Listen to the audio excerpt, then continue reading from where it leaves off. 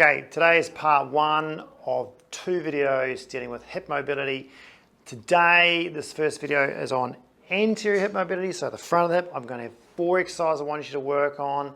One of them is with the foam roller, the rest you don't need anything else. So to start off, what we want to aim for the first one is hip mobility into flexion. So if I'm going to do my right leg is forward. I start in a lunge position like this. Now, some of you may feel like this is like a bit of a hip flexor stretch, but that's for the side. Now, you will get some of that on this side, but we are focusing on the front for this one, okay? So when you start, you've got to come forward a little bit so you can get your hands down into there. Now, you'll notice that my knee is on the outside. So don't start like this because then you'll get jammed up. You go on the outside of that, all right? So knee on the outside, that'll also give you the external rotation part. I'll come to that in a minute. This hand, I like putting a fist down so that sort of keeps me even rather than dropping down like that. So maybe a fist like that. These 2 hands are so you can hold yourself up, okay? I don't want you holding yourself up with your legs, okay? Because then you won't relax and stretch. So think of the arms as the ones you're going to weight bear through, okay?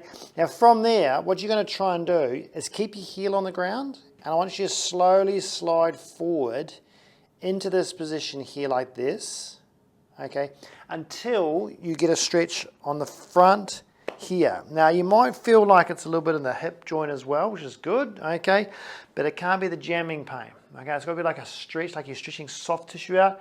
You're not jamming or pinching soft tissue, all right? So make sure you distinguish between the 2, all right?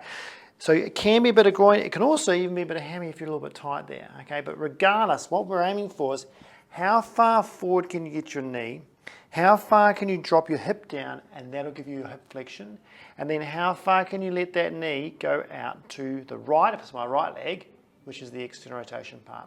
So hip flexion, external rotation there, without your heel coming up.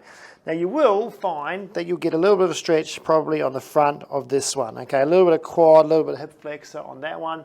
We are doing a hip flexor stretch after this, so you don't have to focus too hard on that. You focus on the front part of it, so gear yourself up so you're sort of almost feeling a bit more on the front than the back, okay?